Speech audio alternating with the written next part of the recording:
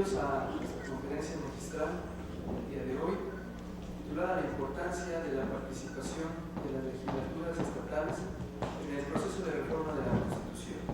Nuestra última conferencia del año. Y bueno, pues para ello darle la bienvenida a nuestro ponente, que nos acompaña por segunda ocasión en este Poder Legislativo, el doctor Luis Felipe Barrón Córdoba, quien es profesor investigador del Centro de Investigación y Docencia Económica, CIDE. Doctor, bienvenido.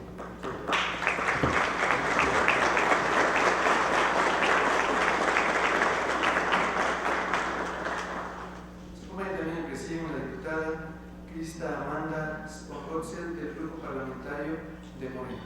Bienvenida,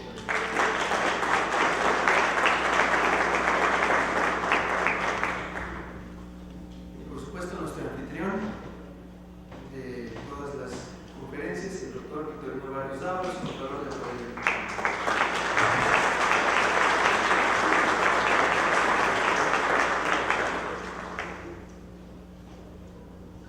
Da la bienvenida también a los compañeros servidores públicos que nos acompañan del Gobierno del Estado, particularmente de las Secretarías de la Contraloría General de Gobierno, de Seguridad, de la Secretaría de Turismo, la Secretaría de Medio Ambiente, de Desarrollo Económico, de Trabajo, de Educación, de Movilidad y de la Secretaría de Obra Pública. Así también dar la bienvenida a compañeros servidores públicos del Instituto Hacendario del Estado de México, del Instituto de Administración Pública del Estado de México, así como también del Instituto Electoral del Estado de México. Bienvenidos.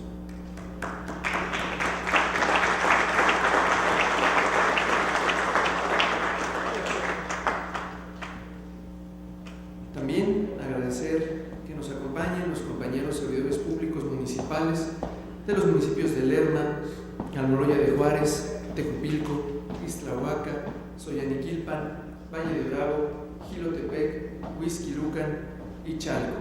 Así también dar la bienvenida a estudiantes académicos que nos acompañan del Colegio Mexiquense y por supuesto a todos los compañeros del Poder Legislativo, particularmente de la Contraloría. Bienvenidos y vamos a dar inicio. Dejo en uso de la palabra al doctor Victorino Barrios Dávalos, quien hará una exposición de motivos y dará lectura a la ficha curricular del doctor Luis Felipe Barrón.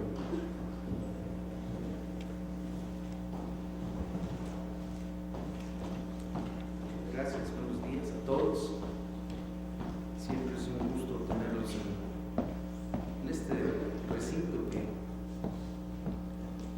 le decía yo al doctor Barrón, que es el recinto más importante del centro de la ciudad de Toluca y el lugar donde se abren las puertas para diferentes expresiones de todo tipo, culturales,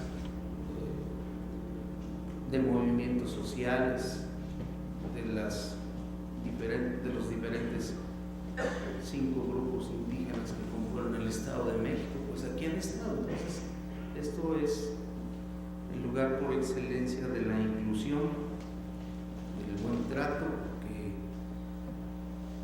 aquí también hay expresiones musicales, los fines de los viernes están aquí del Conservatorio de Música de nuestro estado.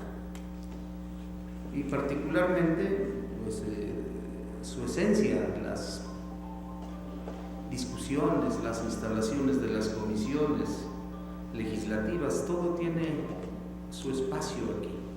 Y hoy, pues, no podía ser la excepción. Vamos a escuchar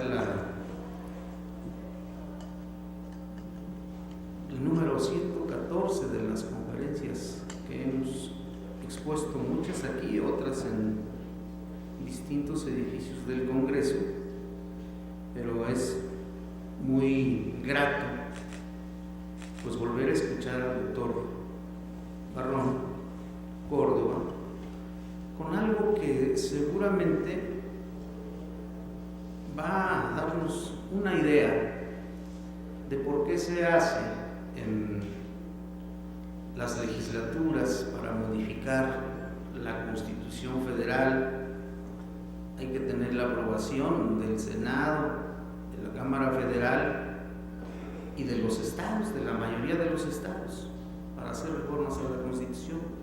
Y lo mismo en el Estado de México, para hacer reformas a la Constitución estatal, pues lo hace aquí el Congreso local y después pasa a los municipios. Es una cuestión de método que nos hemos dado para modificar esto, pero ¿cómo ha sido esta participación? Y es el tema, la pregunta central en la conferencia de hoy sobre la importancia de la participación de las legislaturas estatales en el proceso de reforma constitucional de la Constitución. En varios momentos, y ustedes tienen muy presente como yo la elección del pasado 1 de julio, en donde pues se modificaron todo, y ya el Senado y la Cámara Federal ya están en funciones, los diputados estatales, pero falta que llegue el presidente, falta que llegue también a asumir el cargo en la Ciudad de México, la jefa de gobierno, y aquí el 1 de enero estaremos ante los cambios en el Congreso, ante los cambios municipales en los 125 ayuntamientos. Una cosa que ha sido escalonada, pero que ha permitido ver cómo se entrelazan diferentes movimientos políticos para dar lugar a una conformación del gobierno. Es decir, los que fueron electos el 1 de julio los vamos a ver pues 6 meses después, empezando. Un periodo muy largo, pero que es un periodo que permite que los ayuntamientos y sus posibles acompañantes puedan tener un proceso de preparación con diferentes instituciones que hay en el Estado de México, pero que nos darían oportunidad de entrar como más preparados, ¿no? 6 meses en donde serían suficientes como para preparar mejor a los ayuntamientos entrantes. Y en algunos casos empezamos a ver ya actitudes como de distorsiones, ya no están todavía en el cargo y algunos ya andan de perdonavidas, ¿no? Tú no te preocupes, a ti te vamos a mantener en el cargo. ¿Qué es eso? ¿No? Ya algunos regidores que van a entrar y ya se sienten presidentitos, ¿no? Otros ya se sienten autoridades judiciales, los síndicos, ¿no? Y algunos presidentes municipales ya andan de perdonavidas, ya, tú no te apures, te portaste bien y te vamos a mantener. Señores, lo que hay que calificar es la capacidad, ¿no? La capacidad, no esas actitudes que hasta denigran, ¿no? Hasta denigran la actitud. Bueno, pues el objetivo de la conferencia de hoy es explicar qué papel jugaron las legislaturas estatales en el proceso de discusión y aprobación de la Constitución de 1917, así como explicar 2 modelos de federalismo a través del artículo 135 constitucional. Y para ello,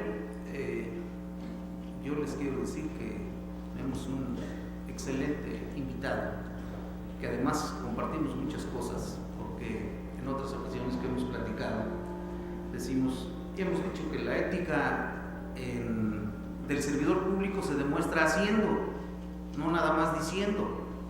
Y en algún momento con el doctor platicamos que él es profesor y comentábamos que no cobraba cuando daba, bueno, de por sí aquí no pagamos, ¿no? En la legislatura, en la Contraloría no pagamos, pero el doctor nos dijo, dice, bueno, pero ¿cómo voy a cobrar? Si si yo vengo a dar una conferencia, una plática que además es lo que me gusta, y estoy cobrando en el CIDE, por ejemplo, ¿no? Y es también pues, un profesor que quiere mostrar cómo podemos hacer mejor las cosas. Nada más para ilustrar rápidamente su currículum: él es licenciado en Economía por el ITAM, es maestro en Historia y doctor en Historia de América Latina por la Universidad de Chicago, pertenece al Sistema Nacional de Investigadores, es profesor de la ANAHUAC, ahora viene precisamente a dar una clase en la ANAHUAC. Como todos los profesores que queremos hacer algo, vamos a distintos lugares para diseminar lo poco que conocemos o lo mucho que se puede ayudar. En el ITAM, en la Ibero, en el INER, el Instituto Nacional de Estudios Históricos de las Revoluciones de México, y ha participado como conferencista en distintos foros nacionales e internacionales. Tiene 2 libros recientes: Carranza, el último reformista porfiriano, editorial Tusquets, e Historias de la Revolución, del Fondo de Cultura Económica. Varios artículos y capítulos de libros como El Plan de Guadalupe, Las Reformas Sociales del Porfiriato, La Constitución de Coahuila, de Matrimonios Mal Avenidos, Historia Política e Historias de la Revolución, etc. Actualmente se desempeña como profesor investigador del Centro de Investigación y Docencia Económica, el CIDE, en México. La Ciudad de México, ya le poniendo los calificativos. Sus líneas de investigación son la historia política, social y jurídica de México y la historia intelectual de América Latina. La verdad es que, para quienes lo hemos escuchado en otras conferencias, es un verdadero agrado.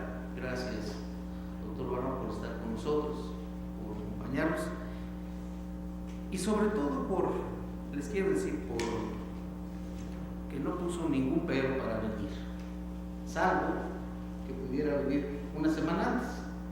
Ese fue el único asunto. Por eso a mí me da muchísimo gusto. Sé que es una persona muy, muy capaz, y de los que hemos escuchado la historia, porque yo formé en un centro donde se leía mucho, se escuchaba mucho la historia. Siempre es un gusto tenerlo aquí con nosotros. Muchas gracias, doctor, por acompañarnos, y le vamos a escuchar. Bienvenido.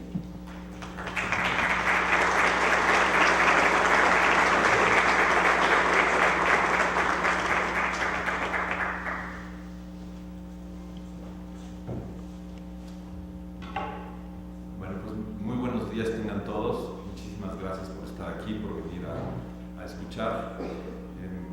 Quiero agradecer al Contralor la invitación, al Congreso del Estado por tenerme aquí, por la hospitalidad, a Laura Córdoba, que me ha tenido que soportar durante meses en correos electrónicos para arreglar la conferencia, y por supuesto ustedes que vienen a escuchar con interés.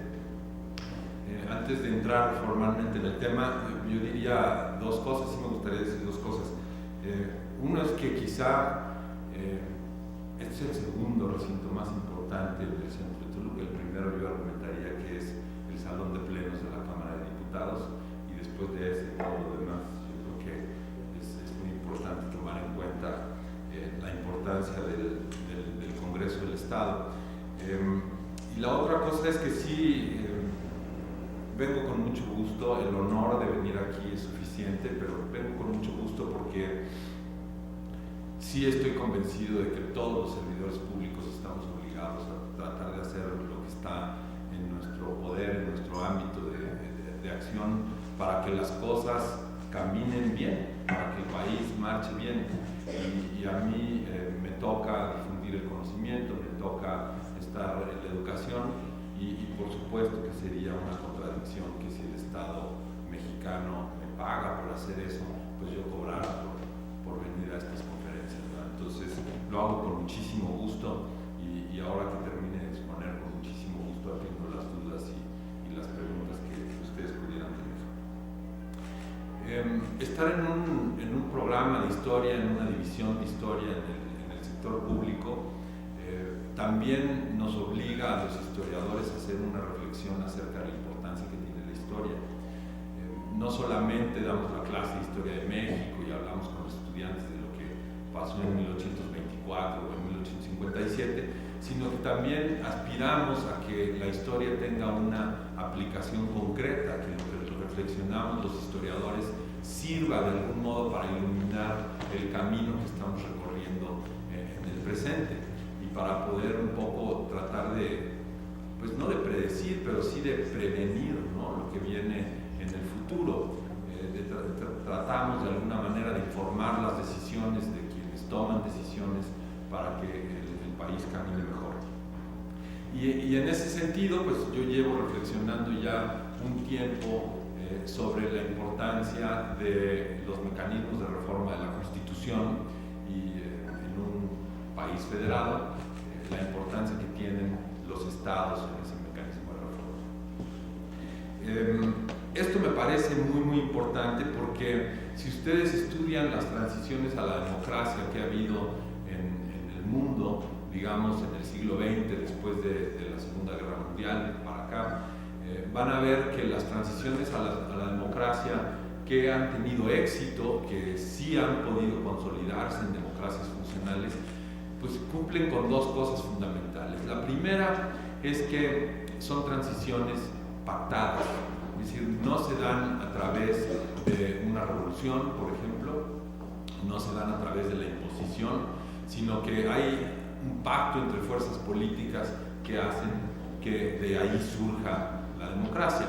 Ese es el caso muy notable de España, por ejemplo, y el caso en América Latina de Chile. Si ustedes ven esas transiciones a la democracia, las transiciones fueron pactadas, ¿no? Incluso en el caso de Chile, el régimen militar de general Pinochet pactó con la oposición la transición a la democracia. Entonces eso es muy importante, la transición a la democracia en México. Me refiero al periodo que va de 1994 al año 2000, en el que se da la alternancia en el Poder Ejecutivo Federal. Es una transición que podemos considerar pactada, es decir, las fuerzas políticas pactan la ley electoral, pactan las instituciones por las que la transición a la democracia se va a dar. Eso lleva, por ejemplo, a la pérdida de la mayoría del Partido Revolucionario Institucional en el Congreso en 1997, y después va a dar lugar a la transición en el Ejecutivo Federal. Lo mismo pasa en los estados, ¿verdad? En algunos estados antes que en otros, pero se da la transición democrática. No, al revés. Muchísimo gusto. Adelante. La segunda característica que tienen estas transiciones a la democracia es que una vez que se da la transición a la democracia, vienen las reformas constitucionales pertinentes para que esa democracia pueda realmente consolidarse. Si ven otra vez el caso de España y el caso de Chile, es exactamente lo que pasa. En el caso de México, a diferencia de los otros casos, no se han dado los cambios constitucionales que se requieren para que la democracia se consolide, para que realmente tengamos una democracia plena. Nosotros hemos caminado el camino de la democracia electoral, de eso no nos queda duda. Las elecciones, cada día los mexicanos tienen más certeza en las elecciones, y aunque hay disputas, como hay disputas en todas las democracias, esas disputas se han solucionado institucionalmente, y al final hemos llegado a buen camino, a que quienes ganan las elecciones efectivamente tomen el poder. Si ustedes, les digo, todas las democracias tienen estas disputas. Bueno, pueden ver el caso de Brasil en la última elección, pueden ver el caso incluso de Estados Unidos en esta elección que acaba de pasar, los conflictos que hubo en el estado de Florida, en el estado de Georgia, en el estado de Arizona, en donde hay muchos inconformes, hay demandas, el Poder Judicial tiene que intervenir, pero bueno, esas disputas se solucionan en las democracias electorales, y es un poco el camino que hemos recorrido en México. No quiero decir que las elecciones no se cuestionan, por supuesto que se cuestionan, por supuesto que hay inconformes, por supuesto que hay demandas y movilizaciones, pero hemos visto cómo todo eso al final recupera su curso y se soluciona institucionalmente, y quienes ganan las elecciones toman el poder finalmente. Entonces, electoralmente podemos decir, ahí estamos. El problema son otros ámbitos de la democracia, otros ámbitos, por ejemplo, como lo que llaman en inglés el rule of law, ¿no? Que realmente la ley sea aplicada igual para todos, que todos tengan acceso a la ley, la misma oportunidad de que la ley los proteja, de que los procesos judiciales tengan certidumbre, etc. Ese, por ejemplo, es una de las cosas que los organismos internacionales critican mucho al caso de México, la falta de certidumbre de los procesos judiciales, este tipo de cosas, y sobre todo la falta de oportunidad en muy buena parte de la población de acceder a la justicia, ¿no? No es lo mismo los empresarios que tienen recursos y que realmente pueden ir al Poder Judicial y hacer o demandar justicia, que grupos muy desfavorecidos económicamente, por ejemplo, que no lo pueden hacer, o que cuando lo hacen pues es demasiado costoso, ¿no? para ellos. Y la otra cosa, por supuesto, es la oportunidad que tienen todos los individuos en una sociedad democrática de incorporarse productivamente a la economía, ¿no? Seguimos siendo un país con una desigualdad muy importante que deja a buena parte de la población en condiciones muy precarias, ¿no? Si ustedes ven, por ejemplo, los índices de precariedad laboral en México y los comparan con el resto de los países de la OCDE, por ejemplo, pues van a ver ahí que una buena parte de la población tiene problemas, ¿no? Pobreza extrema, mala distribución del ingreso, son cosas que afectan a nuestra democracia. Esto también obviamente se refleja en el sector educativo, ¿no? Más o menos las últimas cifras que vi, en México de cada 100 niños que ingresan a la primaria, solamente 46 la terminan. De esos 46 que terminan la primaria, solamente 2 tienen la posibilidad de llegar a un posgrado. 2 de cada 100 niños que ingresan a la primaria tienen la posibilidad de llegar a un posgrado, ¿no? Entonces, cuando tenemos ese tipo de problemas, pues decimos, hijo, la democracia todavía tenemos camino por recorrer. Ahora, dentro de esa reflexión, digamos, de transición a la democracia y la importancia que tienen las constituciones, pues el mecanismo de reforma de la Constitución es una cosa que tenemos que pensar y que tenemos que reflexionar con mucho cuidado, obviamente. ¿Cómo es que se puede modificar la Constitución y qué papel juega cada actor político en ese proceso de reforma? Entonces, yo lo que les quiero platicar primero es muy rápidamente de dónde viene nuestro artículo 135 constitucional, que es el que contiene el mecanismo de reforma actual. ¿De dónde viene esto? ¿De qué reflexión viene? ¿Cómo llegamos ahí? En segundo lugar, yo quisiera compartirles mi reflexión sobre el Congreso Constituyente de Querétaro en 1917 para explicarles por qué creo que el resultado fue un resultado subóptimo en términos de la participación precisamente de los estados en la hechura de la Constitución. Y finalmente quisiera yo reflexionar acerca de 2 modelos distintos de federalismo, comparar un poco el modelo de Estados Unidos con el nuestro, para que vean cómo esos 2 modelos se reflejan en el método de reforma de la Constitución y lo diferente que podría ser nuestro pacto federal si cambiamos una sola letra de ese mecanismo. Entonces vamos desde el principio. ¿De dónde salió nuestro mecanismo de reforma? Antes de la Constitución de 1857, la reforma constitucional pasaba por consideraciones completamente distintas a las que tenemos actualmente. Antes el problema era cómo hacer que las reformas constitucionales, la Constitución y las reformas constitucionales tuvieran estabilidad. Esa es la primera preocupación que tienen los constitucionalistas o los constituyentes en México. La Constitución de 1824, por ejemplo, contiene un artículo que dice: esta Constitución no se podrá modificar sino hasta dentro de 10 años. Es decir, los constituyentes en 24 dicen lo que más necesita el país es estabilidad en sus instituciones, y entonces posponen la reforma constitucional para darle, digamos, arraigo al mecanismo de reforma y a la Constitución.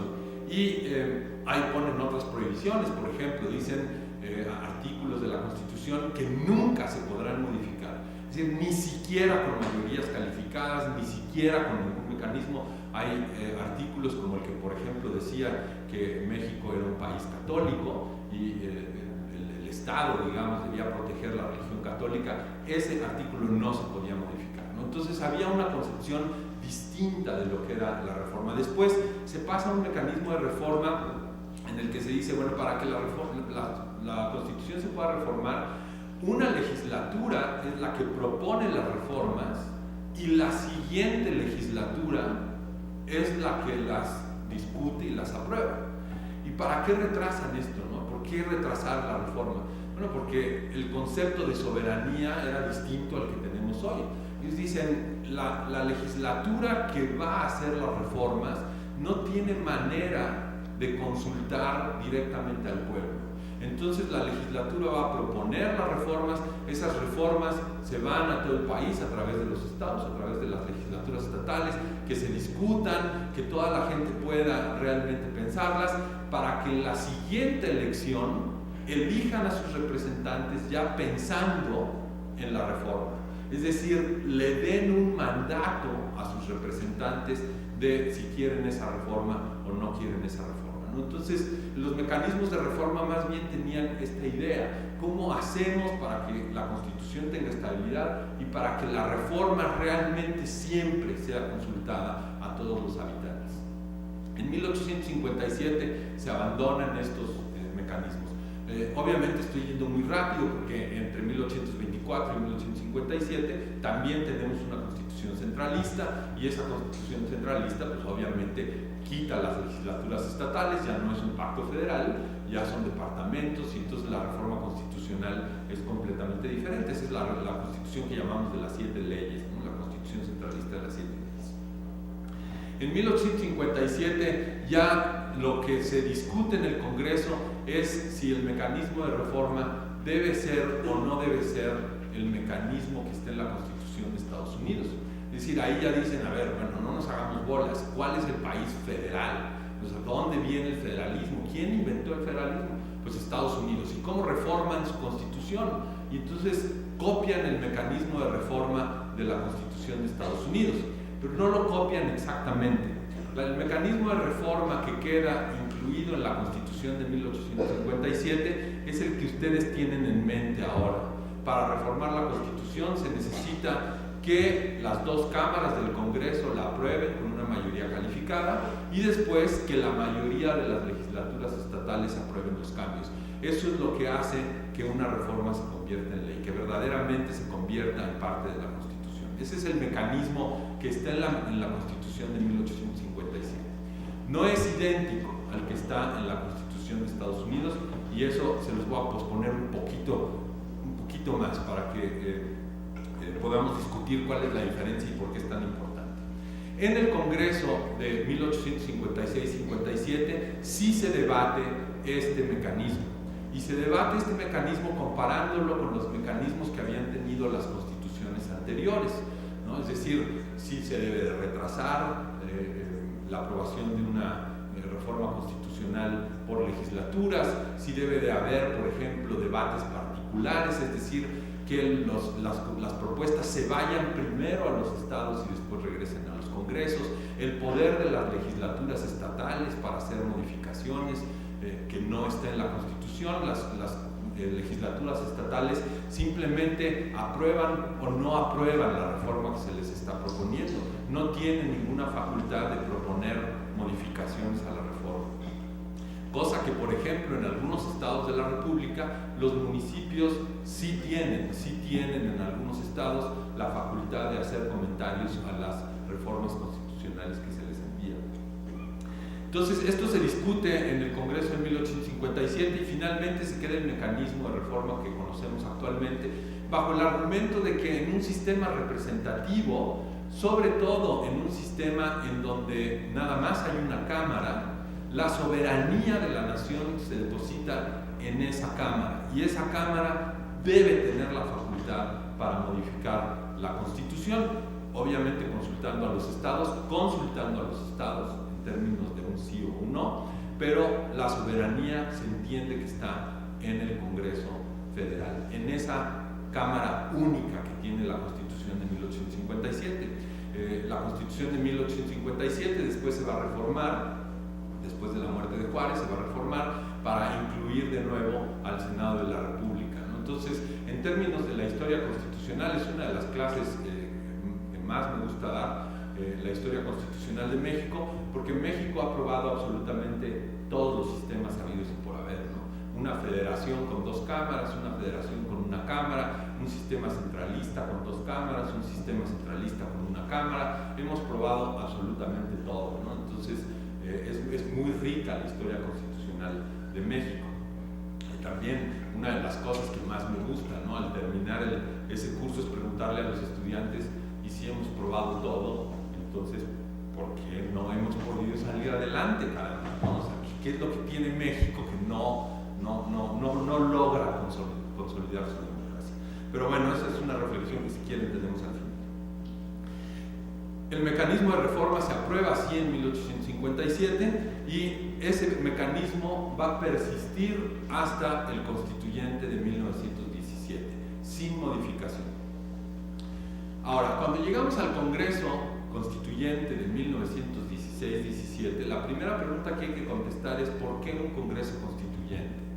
¿Por qué no se respetó el mecanismo de reforma de la Constitución para modificar las constituciones que Carranza quería en esa Constitución? Si ustedes incluso entran a la página de la Cámara de Diputados, la Cámara de Diputados Federal, y ahí hay una liga para ver el texto constitucional vigente, y van a ver que la Constitución que nos rige, la Constitución actual, la que sigue vigente actualmente, está precedida por el decreto de promulgación que dice Venustiano Carranza, presidente de la República, etcétera, todo esto.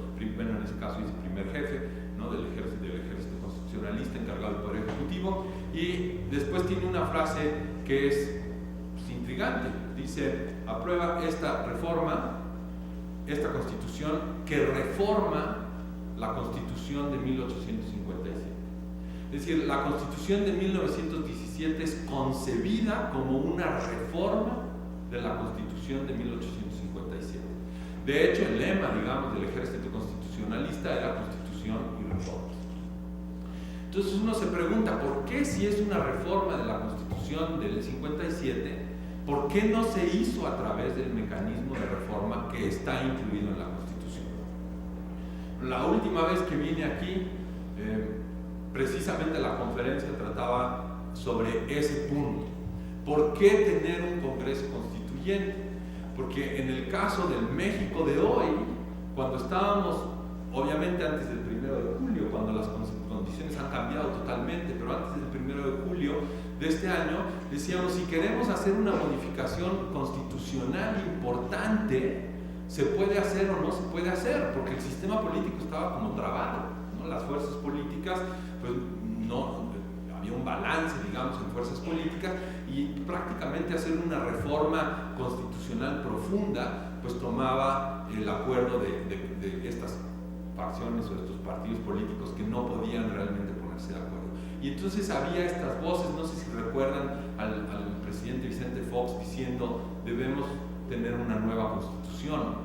Entonces todos los presidentes a partir del 2000 tienen esa tentación, ¿no?, de decir: necesitamos una nueva Constitución, ¿no? Fox lo dijo abiertamente, Calderón no lo dijo tan abiertamente, pero el presidente Calderón también andaba en esa idea. El presidente Peña Nieto, gracias al Pacto por México, no sé si recuerdan el Pacto por México del inicio del sexenio, que en ese pacto, digamos, se pasaron las reformas estructurales o las llamadas reformas estructurales, pues fue la manera, digamos, de evitar tener un constituyente. Y ahora el presidente electo, ustedes lo han oído en ocasiones, que dice: necesitamos una nueva Constitución, la Constitución moral, es decir, toda esta cosa, ¿no? Entonces siempre tenemos esta idea de: pues vamos a cambiar la Constitución, pero no maquillarla, ¿no? Cambios, hemos hecho 700 cambios, ¿no? Ha habido, me parece que 350 decretos de reforma, alrededor de eso, y como 700 cambios al texto constitucional, ¿no? Y dicen: bueno, ya no se puede. La UNAM también sacó una propuesta el año pasado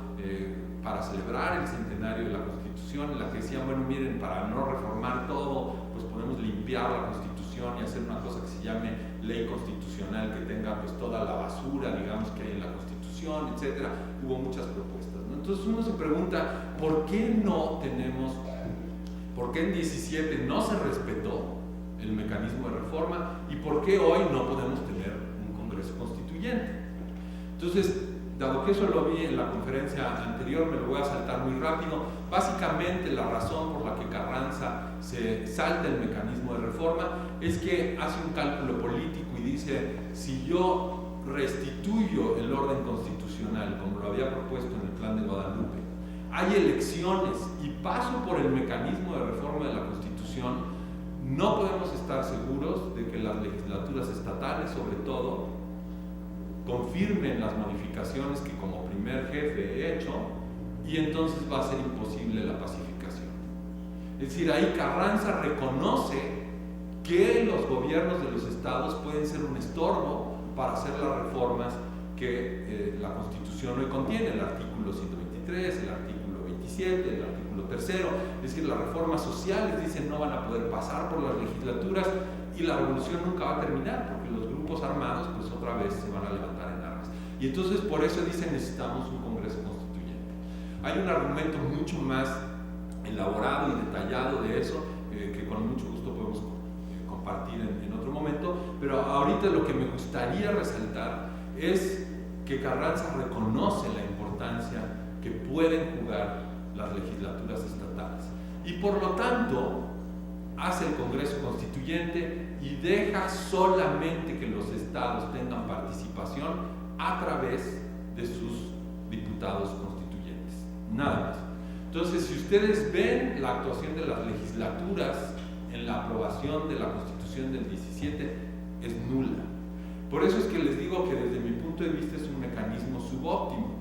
Si ustedes comparan eso con la Constitución de 1787 de Estados Unidos, allá, ¿qué es lo que sucedió? El Congreso Constituyente hace una constitución y una vez que la aprueba, la constitución se va a ratificar a los estados a través de referéndums. Y la Constitución de Estados Unidos solo entra en vigor cuando la mayoría de las legislaturas acepta la Constitución.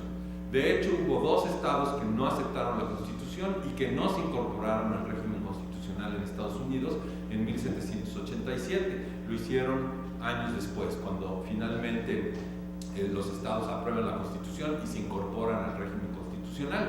Eso no lo tuvimos aquí.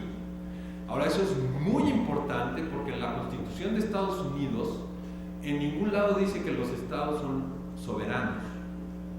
En Estados Unidos la Constitución dice que los estados son libres en un pacto federal. Nuestra Constitución dice que los estados son libres y soberanos. Y sin embargo, no se ratificó la Constitución en los estados. Entonces la Constitución, el nacimiento de la Constitución del 17, pues está manchada por eso. Y hay también una historia muy interesante que traté en esa conferencia anterior sobre los amparos que se interpusieron en 1917 para que no se aplicara la Constitución y cómo acorralan a la Suprema Corte de Justicia para que finalmente la Suprema Corte diga que la Constitución de 1917 no es una reforma de la del 57, sino que es una Constitución completamente nueva. Entonces, a pesar de que subsiste el decreto en el texto constitucional, para la Suprema Corte la Constitución de 1917 es una Constitución completamente nueva, completamente diferente. En términos del derecho constitucional, pues eso es muy, muy importante, ¿no? Entonces, ¿cómo participan las legislaturas estatales? Pues no participan. No participan porque no se les manda la Constitución para ratificación, no participan en términos de los comentarios que se pueden hacer a la Constitución y además de todo se les ordena en 1917 que tienen que hacer una reforma constitucional a su constitución local para poderse incorporar al régimen de la Constitución de 1917. Algunos estados lo hacen muy rápido, el ejemplo de Coahuila, por ejemplo, lo hacen el mismo año de 1917, pero hay otros estados que lo hacen muy tardíamente, como el estado de Morelos, ¿no? Dado que no se podía integrar la legislatura, pues no se va a poder hacer la modificación constitucional sino hasta años después. Ahora, ¿cómo es el mecanismo de reforma que se aprueba? En el caso del constituyente 1917 es muy interesante porque si ustedes ven el diario de debates, se va debatiendo la Constitución. Recuerden que Carranza, cuando presenta su proyecto, en la ley ley orgánica del Congreso establece que solamente tendrán los diputados 2 meses para aprobar la Constitución. Y conforme se van acercando los días al final del Congreso Constituyente, pues hay muchos pendientes todavía, ¿no? Entre ellos el artículo 27 constitucional, que se va a aprobar hasta el último día del Congreso Constituyente, ¿no? Debates muy importantes, y el artículo 135, que antes era el 127 de la Constitución de 1857, se propone para debate y no hay debate. Entonces el texto que propone Carranza para la modificación constitucional, no hay debate y se aprueba sin discusión. Ahora sí que les voy a dejar la tarea. Métanse al diario de debates, consulten el mecanismo de reforma que propone Carranza a la Constitución y van a encontrar una modificación de una sola letra. El mecanismo dice: para que las reformas sean parte de la Constitución se necesita que las 2 cámaras federales la aprueben con mayoría calificada o que la mayoría de las legislaturas las aprueben. La diferencia está en la O. El mecanismo de reforma que tenemos dice mayoría en las cámaras y mayoría de las legislaturas. Carranza en ese texto pone mayoría calificada en las cámaras o mayoría de las legislaturas. Esto es un cambio monumental, que refleja 2 modelos de federalismo completamente diferentes. El mecanismo de Estados Unidos tiene esa O. ¿Qué significa el cambio? El cambio lo que significa es que si tuviéramos ese mecanismo hoy, la mitad de las legislaturas estatales podrían acordar un cambio a la Constitución y hacerlo parte de la Constitución sin que el Ejecutivo Federal pudiera hacer nada. Imagínense eso. Imagínense un mundo en donde no es el Ejecutivo Federal el que propone una modificación constitucional a su mayoría en el Congreso y después lo tiene que ratificar la mayoría de las legislaturas. Imagínense un mundo en el que es al revés. Las legislaturas se ponen de acuerdo y le dicen al gobierno federal: ahora esto va a ser parte de la Constitución. El mecanismo es completamente distinto, el equilibrio de poderes es completamente distinto y el modelo reflejaría que los estados en México son soberanos. No nada más libres, sino soberanos. Que realmente los estados pueden manipular la Constitución. Ahora, a ese modelo se le llama un modelo de soberanía dividida. Es decir, que los habitantes del Estado de México dicen que su soberanía está en los representantes del Congreso Federal, pero también en sus representantes locales, en sus representantes estatales. De modo que pueden modificar la Constitución si así lo desean dentro del pacto federal con otros estados. Esto nunca ha sucedido en Estados Unidos. Nunca ha sucedido. Nunca ha sucedido en Estados Unidos que la mayor parte de las legislaturas se pongan de acuerdo para imponer un cambio a la Constitución. ¿Por qué nunca ha sucedido? Pues porque en un pacto federal, en donde tienen ustedes 50 estados, en el caso de Estados Unidos, con equilibrios regionales tan distintos, es muy complicado poner a 26 legislaturas de acuerdo para un cambio constitucional. No es que no lo quisieran hacer, es que no se puede hacer. Y los llamados padres fundadores en Estados Unidos pensaron: bueno, necesitamos dividir el poder, pero necesitamos dividir el poder de 2 maneras. No solamente dividir el poder en legislativo, ejecutivo y judicial, sino dividirlo entre el poder del gobierno federal y el poder de los congresos estatales. De hecho, en Estados Unidos, si ustedes ven el famoso Bill of Rights, las modificaciones, las primeras 10 modificaciones que se hicieron al texto constitucional de Estados Unidos, una de ellas es que establece los derechos a los que los ciudadanos tienen acceso, y al final tiene una frase que dice: todo lo demás queda en poder de las legislaturas estatales. La Constitución original en Estados Unidos no tenía Bill of Rights, es decir, no tenía los artículos que dicen tenemos derecho a la libertad de expresión, derecho a la libertad de reunión, derecho, etcétera, ¿no? Una lista de derechos. Eso no lo tenía.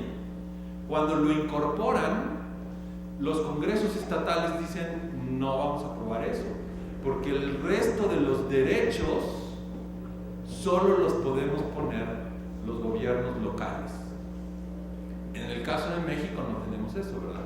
En el caso de México, la lista de derechos que tenemos está en la parte orgánica de la Constitución, lo llamamos garantías individuales: el derecho a la vida, el derecho a la libertad, el derecho a la libertad de expresión, el derecho de reunión, etcétera, todos estos derechos, pero en ningún lado la Constitución dice: y el resto de los derechos queda a discreción de los gobiernos estatales. Entonces, las legislaturas estatales, en el caso de México, están completamente subordinadas al régimen federal, a pesar de que los estados son soberanos. En el caso de Estados Unidos no. En el caso de Estados Unidos, digamos, hay un cierto equilibrio de poderes a nivel federal y estatal. Ahora, en el caso de los estados, también los estados en México tienen ese mecanismo de reforma. Para aprobar aquí una reforma, la tiene que aprobar el Congreso local y después la tienen que aprobar los municipios. Esto, por ejemplo, en el equilibrio actual del Estado de México, pues vemos que en la Cámara de Diputados, en el Congreso local, el gobernador enfrenta una mayoría que no es de su partido. Si aún así logra pasar una reforma constitucional, entonces tiene que ir a los municipios y ahí enfrenta otro equilibrio. Entonces los padres fundadores en Estados Unidos estarían aplaudiendo lo que pasa aquí en la política local, diciendo: bueno, ¿qué es lo mejor que le puede pasar al individuo? Que el poder esté dividido y que entonces el Estado, el poder del Estado, pues no puede infringir sus derechos individuales. Entonces la idea, digamos, de los padres fundadores.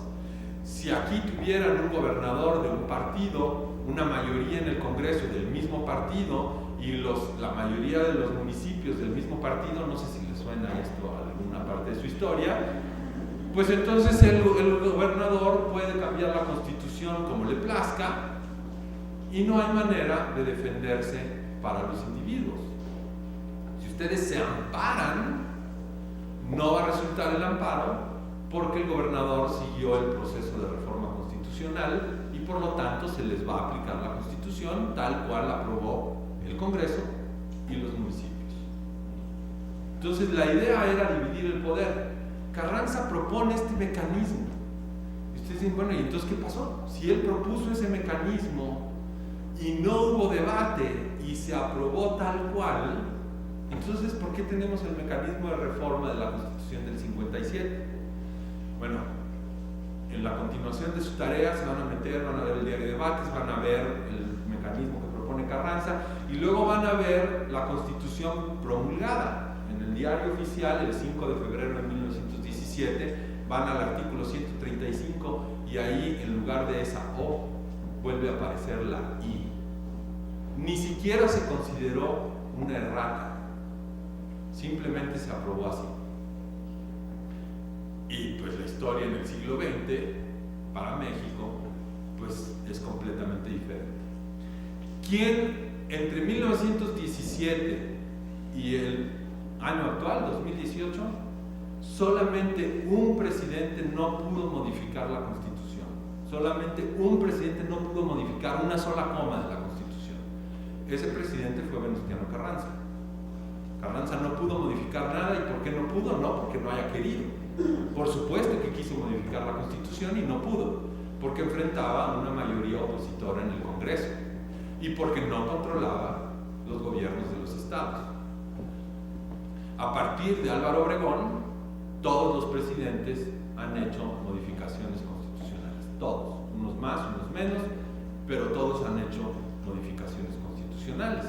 Entre más nos acercamos digamos, de 1920 a 1934, van a ver ahí que las reformas constitucionales son muy modestas. En 1934 suben porque el presidente Cárdenas sí tuvo mucho control del gobierno. En primer lugar, modificó la Corte, se modificó la Constitución para que la Corte quedara supeditada al presidente de la República. Él, por el mecanismo que establece la Constitución, destituyó a varios gobernadores, ¿no? Entonces controló a los estados, controló el poder legislativo federal, y a partir de entonces van a ver que la tendencia en las reformas constitucionales de cada presidente van aumentando, y se disparan completamente en el sexenio de Felipe Calderón. Felipe Calderón me parece que es el presidente que más veces modificó la Constitución.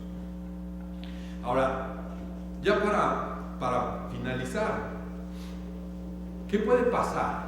¿Qué es lo que estamos? Déjenme regresar a donde inicié. ¿En dónde estamos hoy? Bueno, pues tratando de consolidar una democracia. ¿Por qué no podemos consolidar la democracia? Porque no tenemos el marco constitucional que se requiere para hacer eso. No podemos tener un Congreso Constituyente. Si hoy aceptáramos tener un Congreso Constituyente, tendríamos dos problemas.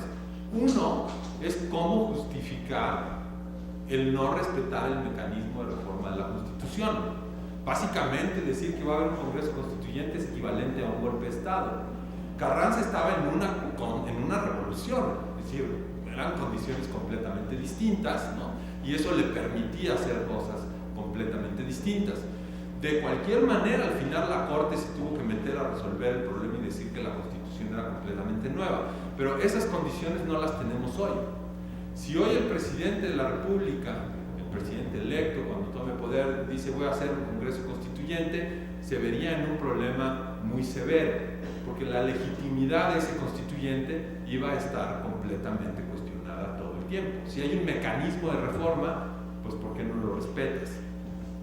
Tendría que ganar en la Cámara Federal, en las cámaras federales, y después venir a los estados y convencer a las legislaturas estatales. Depende de los cambios que se quieran hacer. Verán que muy rápido vamos a ver reformas constitucionales, pero vamos a ver otras que no van a ser tan fáciles. Entonces, el primer problema sería, no podemos hacer un constituyente. Por el otro lado, ¿cómo podemos entonces hacer las reformas estructurales que necesitamos? No me refiero a las reformas estructurales que se aprobaron con el presidente Peña Nieto, me refiero a las reformas estructurales que tienen que ver con el establecimiento de los derechos que una democracia exige que tengan sus ciudadanos. Es decir, que ustedes le respeten su propiedad, le respeten su vida, le respeten todos sus derechos políticos, todos sus derechos civiles, etc. ¿Cómo hacemos para asegurar eso?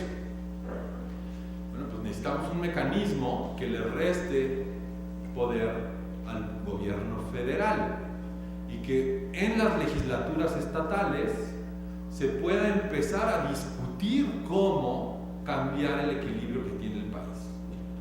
Es decir, que, por ejemplo, los estados del sur puedan ver que sus condiciones son similares en algunas cosas y cambiar la Constitución para obligar al gobierno federal a respetar esos derechos. Les voy a dar un ejemplo, muy obvio. Los estados petroleros. La mayoría de ese petróleo que tienen, pues no los beneficia. Si ustedes ven los estados petroleros, Veracruz, Tamaulipas, Campeche, los estados del Golfo, ¿no? Por ejemplo, en algún momento San Luis Potosí, todos esos estados que han sacado del petróleo. ¿El petróleo realmente ha beneficiado a esos estados? No. ¿Por qué? Porque se saca el petróleo, lo toma el control del gobierno federal, y el gobierno federal es el que distribuye, las ganancias del petróleo, ¿no? A nivel personal incluso, ustedes podrían decir, yo toda la vida oigo que el petróleo es de todos los mexicanos, pero a mí no me ha tocado ni un solo barril. Y no solamente no me ha tocado ni un solo barril, cuando voy a la gasolinera me sale carísimo. A pesar de que el petróleo esté barato, ¿no? O que esté caro y que nos beneficia, a nosotros pues, nos cuesta en la cartera. Entonces, ¿por qué no podemos, como estados, los estados petroleros, decir, a ver, nos vamos a juntar, vamos a cambiar la Constitución para quitarle el poder al gobierno federal para disponer de los recursos naturales de los estados? sería una maravilla para los estados y sería una maravilla para los ciudadanos del estado. Si ustedes, finalmente, cualquier reforma constitucional, tendrían que ver a sus dos representantes, a sus representantes federales, si la reforma viene por el Congreso Federal, o a sus representantes locales, si es que parte de la legislatura estatal. Sería un modelo completamente distinto de federalismo. Esto nos traería un equilibrio completamente distinto y esto muy posiblemente destrabaría algunos de los problemas que tenemos a nivel político para que la democracia se siguiera consolidando, ¿no? En el caso de México.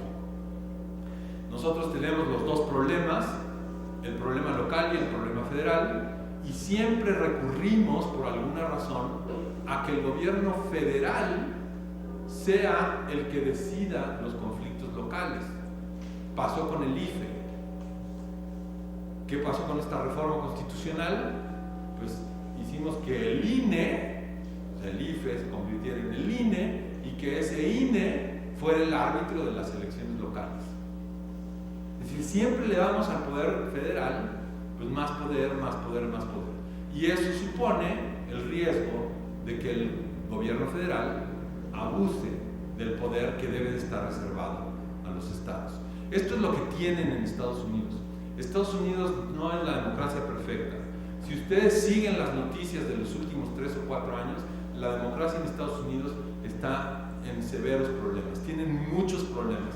Si ustedes ven las democracias en Europa, tienen muchos problemas. Austria, Italia, España, Grecia, Noruega incluso, están teniendo un resurgimiento de la derecha radical y la democracia está muy cuestionada también en Europa. Pero si ustedes comparan Europa con América Latina, la diferencia está en que las instituciones democráticas en el mundo desarrollado le pone verdaderos límites a estos presidentes que ganan la elección queriendo juntar más y más y más poder. Entonces, en el caso de Italia no se ha podido consolidar, en el caso de Austria no se ha podido consolidar la derecha, en el caso de España tampoco se ha podido consolidar la derecha, y ciertamente tenemos problemas en la democracia, pero hay ciertos seguros para los individuos. En el caso de América Latina no hemos tenido esos límites, no tenemos esos seguros. Entonces, hoy, desde mi punto de vista, es un error darle más poder al gobierno federal.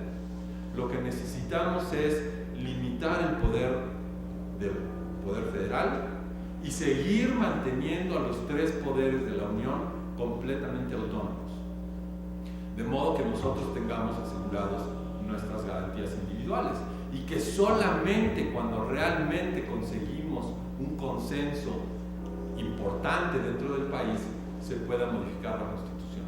La Constitución que tenemos, y con esto termino, sí puede tener muchos cuestionamientos, puede haber muchas críticas a la Constitución, pero hoy en la democracia mexicana el único punto fijo en el horizonte es esa Constitución. Si abandonamos el marco constitucional, yo no sé a dónde vamos a llegar. Entonces, si queremos modificarlo, desde mi punto de vista, habría que cambiar las condiciones, el modelo de federalismo, para que la soberanía local pesara mucho más frente a la soberanía del poder federal. Entonces, los dejo con esa reflexión. Muchísimas gracias y estoy perfectamente abierto a sus preguntas y sus dudas.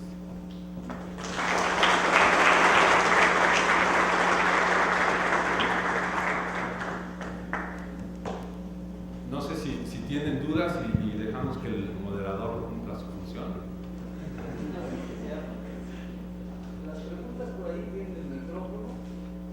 Voy a tratar de ser muy breve, decir su nombre, no hacer otra conferencia.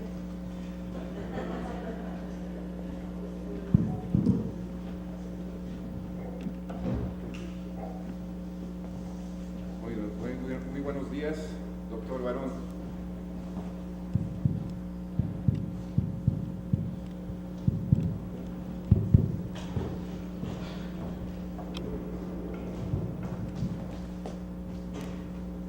Bien, parece ya. Muy buenas tardes. Doctor, en mi experiencia en investigación de los municipios en este tema que me apasiona mucho, me percato que ya hay una gran necesidad de reformar el artículo 115 constitucional, sobre todo porque aprecio que los municipios se encuentran relegados en materia presupuestal, hacendaria, a la recaudación de dos contribuciones, el impuesto predial y al pago de derechos de agua potable. Mientras que los estados, si revisamos la Constitución, las constituciones de cada una de estas entidades se reservan una gran cantidad de impuestos, derechos, aportaciones, contribuciones. Yo considero que ya es tiempo de que se haga una verdadera redistribución en este aspecto para otorgarles otro tipo de impuestos y contribuciones a los ayuntamientos, a los municipios, para que tengan un margen de maniobra más grande y puedan así responder a las demandas y necesidades de los habitantes de cada municipio, y de esta manera se pueda consolidar esa llamada autonomía municipal, que para mi gusto, pues en la realidad no es tanto, porque están supeditados los municipios a la decisión de la federación y de los estados, dejándoles simplemente migajas para poder responder a toda la problemática que se plantea en sus gestiones municipales. Muchas gracias. Sí, bueno, ese es un gran tema de investigación. Claro, adelante, sí. Tres y contestamos. Perfecto. Gracias. Ahora llega el momento. Ok, comentar con respecto al artículo 27 que está favoreciendo a empresas extranjeras más que a empresas mexicanas. Comentar que el ramo 33 que llegaba a los municipios, pues ahora llega gracias a los 9 y tantos pesos que se pagan más de combustible. Usted lo dijo muy amablemente que nunca hemos recibido un barril de petróleo como ciudadanos, pero por medio del ramo 33 los municipios estuvieron recibiendo de esta extracción de riqueza del país. Hoy en día se extrae de la bolsa de cada contribuyente que paga gasolina cada día. Entonces, hay situaciones, como usted dice, que no se toque la Constitución, de acuerdo, pero hay otras que el anterior gobierno nos dejó completamente descobijados, ¿sí? Todas las costas marítimas del país están vulnerables, ya que hay extranjeros dueños de esas costas, ¿sí? Y muchas otras situaciones que tenemos como problemática. Entonces, hay cosas que sí nos debemos de poner las pilas y recuperar nuestro territorio y nuestra riqueza. Vuelvo a decir su nombre, de los que pasaron, pues no lo dijeron. Licenciado Morales y Claudio, los que han preguntado, los conozco bien más. Los que pregunten, así, digan por favor su nombre. Si vienen de una escuela universitaria o de algún lugar. Bueno, mi nombre es Yasmín Ofelia Barrera Sánchez y vengo del municipio de Almoloya de Juárez. Entonces, ¿cómo generar una estabilidad constitucional? ¿Está bien o está mal que haya tanta división de poderes? Porque de todos modos... Gracias. Porque de todos modos el recurso se va perdiendo y se va extrayendo en todas las divisiones de poderes que hay. Entonces, ¿cómo se genera esa estabilidad constitucional? Porque nos dicen que tal artículo, pero sobre todo se debe de eso, ¿no? Una estabilidad que como a nosotros como ciudadanos y el poder que el que está, pues de alguna forma esté bien distribuido. Ahora, también porque algunas reformas solo benefician a algunos. Entonces, supuestamente todos estamos dentro de un país, pero también vemos que las reformas no se aplican para todos. Gracias. Excelente conferencia, gracias. Gracias a ti. Vamos a pasar a las respuestas de estos. Contesto estas tres y pasamos a las siguientes tres. Sí. Primero, el ingeniero Morales, ¿verdad? Licenciado. Licenciado Morales. A ver, sí, decía yo que eso es un tema muy importante de investigación, la historia fiscal. Y por supuesto ahí cae el municipio. El 115 está pensado para ser un municipio libre. Ahí sí la Constitución no llega tanto a decir, ¿no? Los municipios también son soberanos, ¿no? Simplemente dice que los municipios son libres. Ahora, ¿qué es lo que pasó con los municipios? Cuando Carranza propone la Constitución del 17, él traía la experiencia de haber sido presidente municipal en Cuatro Ciénegas. No sé si alguno de ustedes ha tenido la fortuna de estar en Cuatro Ciénegas. Es un pueblo muy bonito, pero está en la mitad del desierto, en la mitad de la nada. Si ustedes van hoy, es precioso por todas las fosas que hay alrededor y que están estudiando ahí geólogos, etc. Pero pues, en 1917, Cuatro Ciénegas pues, era, ¿no?, la esquina última, ¿no? Y él tenía la experiencia precisamente de que como presidente municipal no había podido hacer prácticamente nada porque estaba supeditado al gobierno estatal. Entonces él tiene esta idea de decir, vamos a hacer verdaderamente al municipio libre y que dependa, porque la libertad del municipio básicamente tiene que ver con su capacidad de gestión de recursos. Si no tiene capacidad de gestión de recursos, pues qué libertad tiene, ¿no? Entonces, cuando él propone esto, le dicen, señor Carranza, tienes toda la razón, pero no todo el país es igual. Y hay municipios que no tienen ninguna capacidad de recaudación.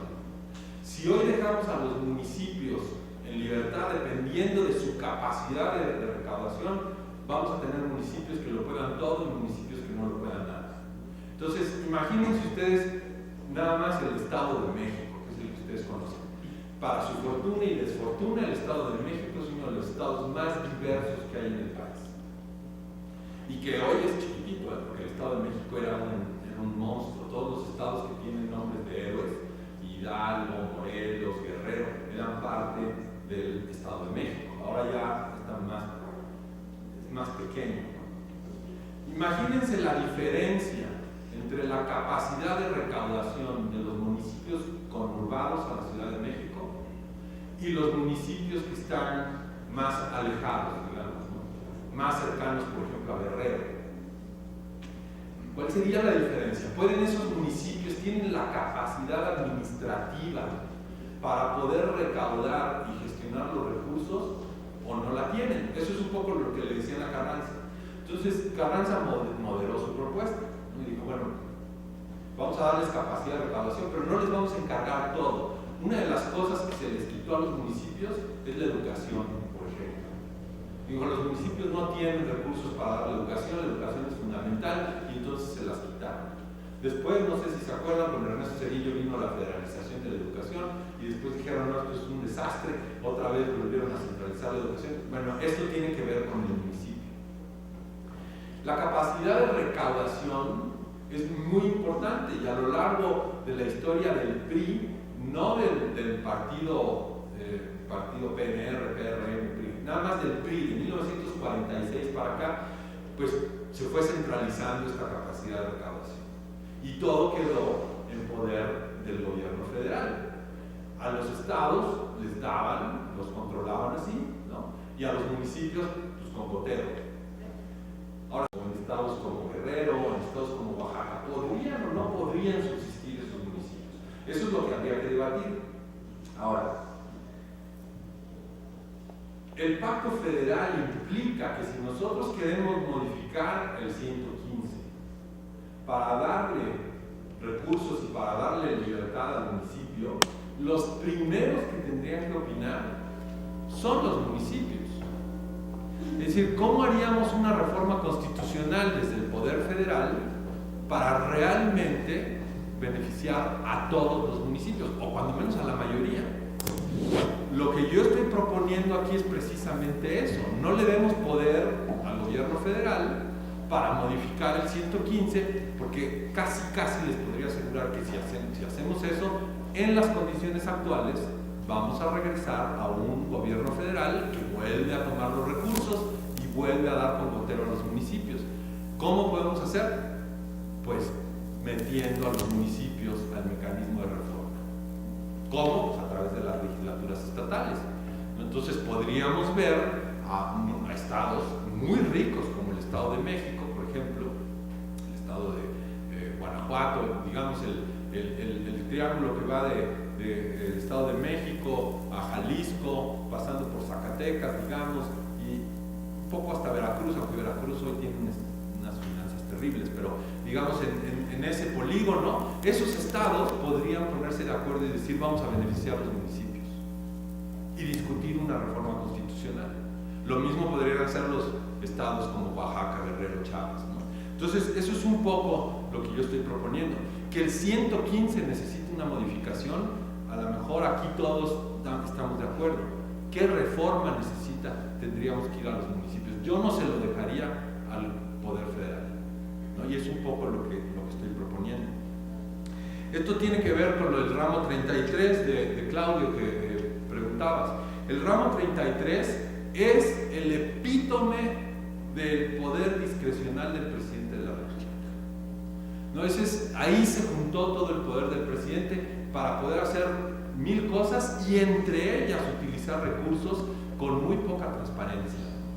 Entonces, tanto el artículo 27 como el 115 tendrían que pasar por eso. Si queremos evitar que los extranjeros controlen, por ejemplo, las costas, los primeros que tendrían que opinar son los estados que tienen costa. Y eso habría que preguntarle a ellos, no imponerles una reforma desde el centro, ¿no? El problema de limitar la propiedad de los extranjeros en México es la inversión. Eso es básicamente, ¿no?, el problema. Queremos traer inversión extranjera, tenemos que respetar igual la propiedad privada cuando es de nacionales que de extranjeros. Si queremos ponerle límites, tenemos que discutir muy bien qué límites y cuáles límites. Si el problema son las costas, pues habría que preguntarle a los estados que tienen costas, ¿no? Muy posiblemente una entidad federativa, ahora ya es estado, la Ciudad de México, ¿no?, estaría completamente en contra de limitar la propiedad de los extranjeros en la Ciudad de México, por ejemplo, ¿no? ¿Qué implicaría eso para, si hoy pasamos una reforma, pues no sé cuánta inversión se iría de la Ciudad de México o del mismo Estado de México, ¿no? Entonces, pues eso es lo que habría que discutir. Lo del petróleo sí me parece escandaloso. Me parece escandaloso porque creo que no todos tenemos igual derecho a los recursos naturales, ¿no? O sea, los recursos, por ejemplo, que tiene Quintana Roo en términos del turismo son muy superiores a los que tienen otros estados como Tlaxcala, como Colima, por ejemplo. Y eso es un patrimonio de los ciudadanos de Quintana Roo. Los estados petroleros lo mismo, los estados que tienen minas lo mismo. ¿El pacto federal implica que vamos a cooperar unos con otros? Sí, debemos cooperar unos con otros, pero siempre en un pacto. Cuando hay un pacto, pues nos sentamos y pactamos cómo es ese pacto. No hay un gobierno central que impone a todos, excepto, digamos, cuando tienen que ver los derechos humanos. Si ustedes ven la historia de Estados Unidos, la guerra civil en Estados Unidos pues implica la abolición de la esclavitud. Esa fue la razón de la guerra civil, porque la esclavitud se abole a nivel federal, es decir, es el gobierno federal el que abole la esclavitud, y por eso viene la reacción de los estados. Ahí sí, ¿no?, queremos un gobierno federal que tenga poder para evitar estas violaciones flagrantes a los derechos humanos, pero pues queremos un pacto federal funcional que evite que sea un poder federal el que establezca los términos de ese pacto, ¿no?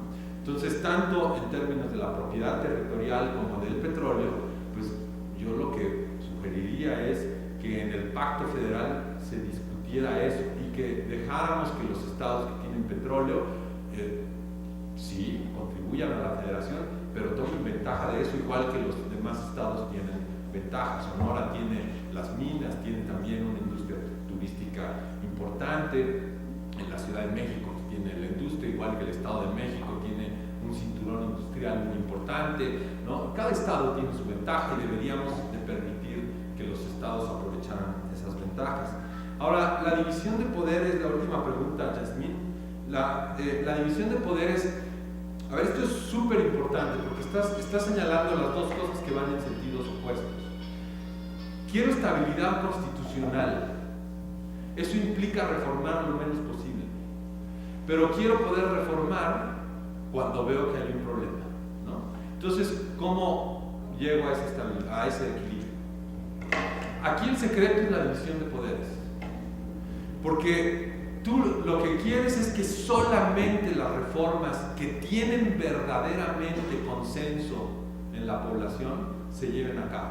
Es decir, tú no quieres un pacto entre partidos, que es lo que nos ha pasado en los últimos años, ¿no? ¿Por qué se reforma tanto la Constitución si vemos que el poder está tan dividido? Bueno, porque estos pactos se dan allá atrásito, ¿no? Los partidos se juntan y dicen, oye, pásame esta reforma, yo te concedo esta otra, pero a ti te están consultando, pues no te están consultando, ¿no? Entonces lo que queremos es que solamente las reformas que verdaderamente tienen consenso se vuelvan parte de la Constitución. Eso te va a dar estabilidad constitucional y te permite la reforma.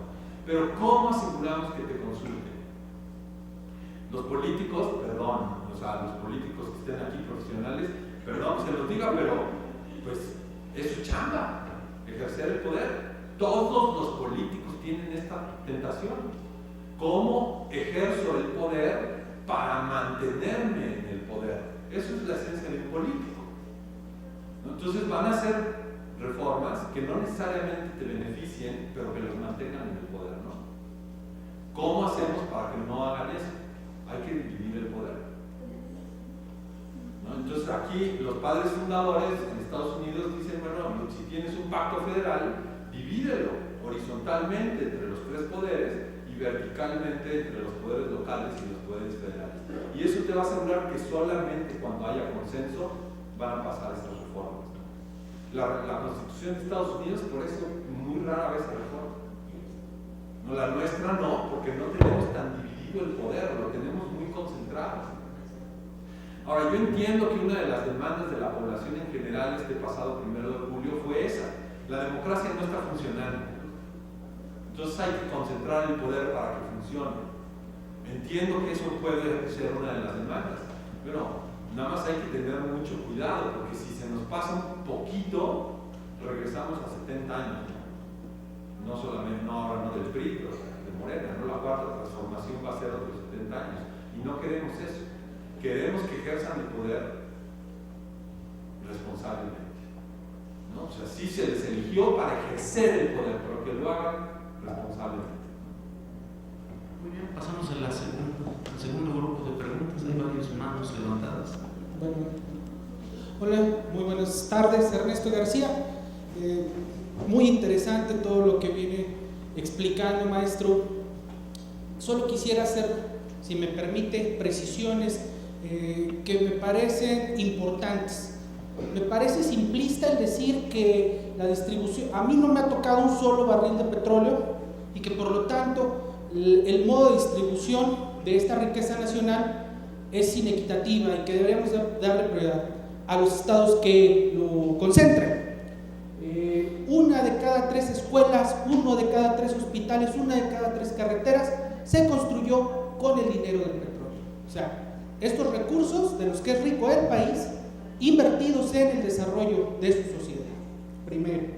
Segundo, las reformas, estoy seguro que tuvieron un profundo calado, un gran calado en estos últimos años y que han afectado el orden constitucional de manera muy fuerte, específicamente en lo que tiene que ver con la soberanía del país. Para esto yo creo que no es necesario, como usted lo planteó, bueno, como se ha venido planteando en muchos sectores de la población, de constituir un Congreso Constituyente, ¿no? Llevar a un Congreso Constituyente. La respuesta está en la propia Constitución. El artículo 136 constitucional, si me permite leerlo, nos dice claramente que esta Constitución no perderá su fuerza y vigor aun cuando por alguna rebelión se interrumpa su observancia. En caso de que por cualquier trastorno público se establezca un gobierno contrario a los principios que ella sanciona, tan luego el pueblo recobre su libertad, se restablecerá su observancia y con arreglo a ella y a sus leyes que en su virtud se hubieran expedido, serán juzgados así los que hubieran figurado en el gobierno emanado de la rebelión como los que hubieran cooperado con ella. El 1 de julio se restablecieron muchas cosas, sonó la hora del pueblo. El pueblo vuelve a darle el poder a quien cree que va a representarlos de mejor manera, y todas estas reformas que como decía el licenciado de aquel lado, entregaron las playas, puertos, aeropuertos, que entregaron la riqueza nacional de minerales, petroquímicos, el mineral petróleo, van a tener que ser pasados por este artículo, porque la entrega de la soberanía es claramente un despropósito. Entonces no es tan necesario. Otro punto que me parece muy importante es el planteamiento del compañero presidente electo de desconcentrar de la Ciudad de México. ¿Podría concretar su pregunta, Ernesto? Eran precisiones claras que pedí la autorización para hacerlas. Digamos, sí, termina esto. Concluyo con esto. El llevar las secretarías o los centros de poder hacia los estados, creo que va a permitir que los estados desarrollen dentro de este pacto federal en cada una de las latitudes del país. Muchas gracias. Ya están otras preguntas más y varias manos levantadas. Buenas tardes, felicidades por su exposición. Gracias. Juan Pantoja García, ingeniero civil y licenciado en Derecho. Mire, creo que usted comentó del peso que puede tener el poder federal con los poderes locales o estatales. Pues lo hemos vivido en términos de lo que ha sido el fenómeno de la armonización de leyes. Si formamos un solo país, se supone que la Constitución Política de los Estados Unidos Mexicanos y un poco lo que se emana del poder constituyente, del poder federal, debe, como un solo país, bajar a los estados y a los municipios. Y entonces debería haber un proceso de armonización de constituciones locales y de reglamentos municipales o leyes municipales. Sin embargo, una forma de contrapeso, a mi forma de ver, ha sido que hay locales, poderes locales, estatales y municipales, que la manera de oponerse a ese poder federal es simplemente no armonizar sus leyes con el poder federal.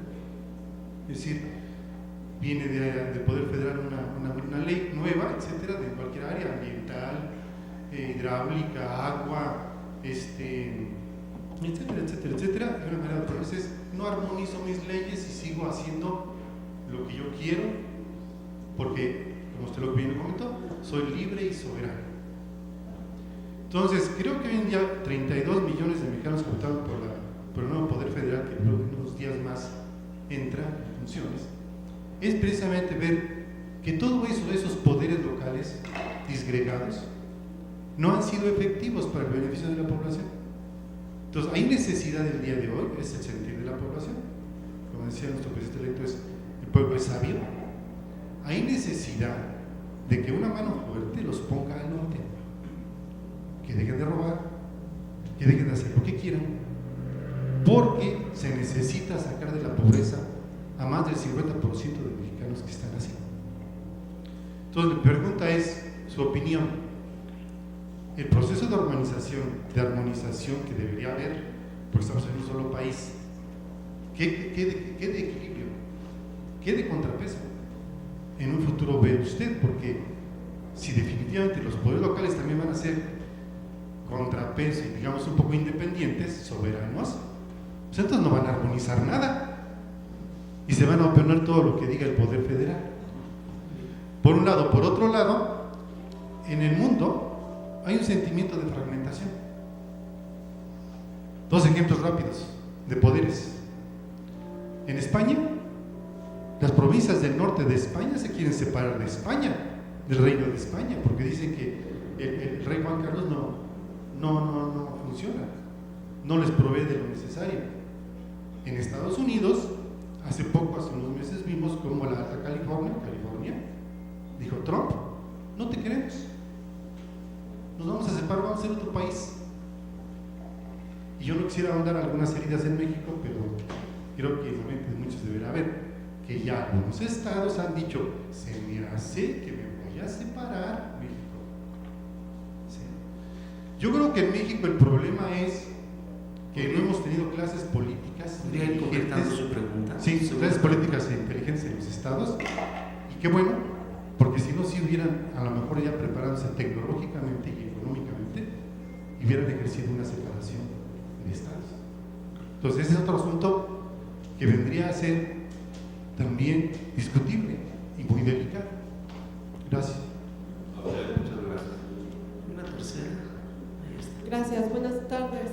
Guadalupe Obando, de la Facultad de Derecho. Derivado de la ponencia que usted nos ha comentado el día de hoy, me parece importante que nos establece esta posibilidad de que los gobiernos locales, en especial las legislaturas de los estados, puedan tener una herramienta para contrarrestar este peso de carácter nacional que se ha venido generando a través de la historia de nuestro país.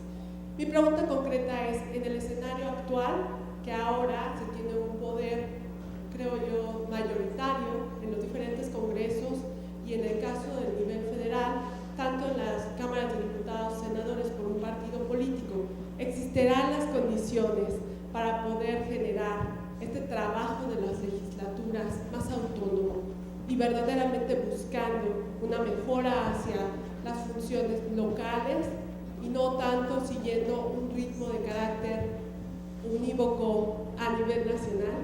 Muchas gracias. No, gracias a ti. Empezamos a las respuestas. Hay muchísimo material aquí. Primero, obviamente sí es muy simplista decir que no me ha tocado Ernesto ningún peso de petróleo. Hay que hacer un análisis concienzudo. No sé si tú tienes hijos y van a escuelas públicas, si tú te atiendes en hospitales públicos, si la infraestructura que viene del petróleo en realidad te ha beneficiado a ti. A muchos mexicanos no. Hay muchos mexicanos que tienen hijos y tienen que mandar a sus hijos a escuelas privadas y que van al doctor a médico privado y que tienen que pagar seguridad privada y que tienen que, bueno, pues ellos dirían, no me ha tocado nada del petróleo. No es que el petróleo se haya ido, no es que se haya esfumado, no es que se haya metido en la bolsa de los políticos. Por supuesto que ha habido construcción de puertos, de infraestructura, de hospitales, etc.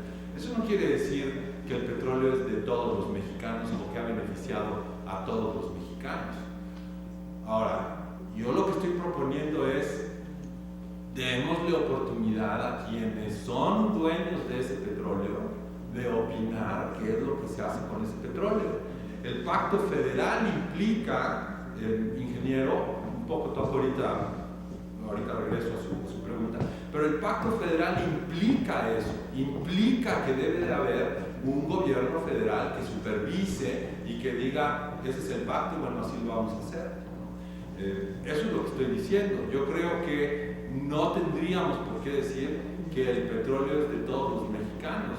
Eso es un engaño, me parece que es un engaño y no habría por qué decirlo. Hay que decirlo como es. No todos se benefician del petróleo, igual que no todos se benefician de la industria turística de Cancún o de la minería en Sonora o de las maderas preciosas de Campeche, ¿no? Ahí no decimos nada de eso, pero sí hablamos del petróleo porque son muchísimos recursos que ya desgraciadamente ya no van a ser muchos en el futuro.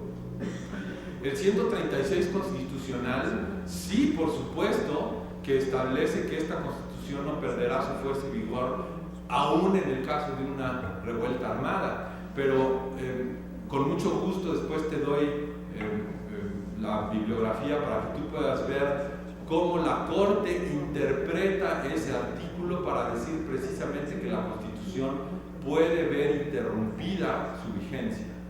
Y por eso es que permite un constituyente en 1917. Es decir, no es que la Corte lo permite, pero así lo sanciona, ¿no? Entonces, esa lectura que tú estás haciendo del 136 es solo una de las lecturas posibles, ¿no? Hay otra lectura posible. Mi opinión es que si hoy decimos que va a haber un constituyente, eso no se va a poder. Es decir, va a haber cuestionamientos muy fuertes a la legitimidad de ese constituyente.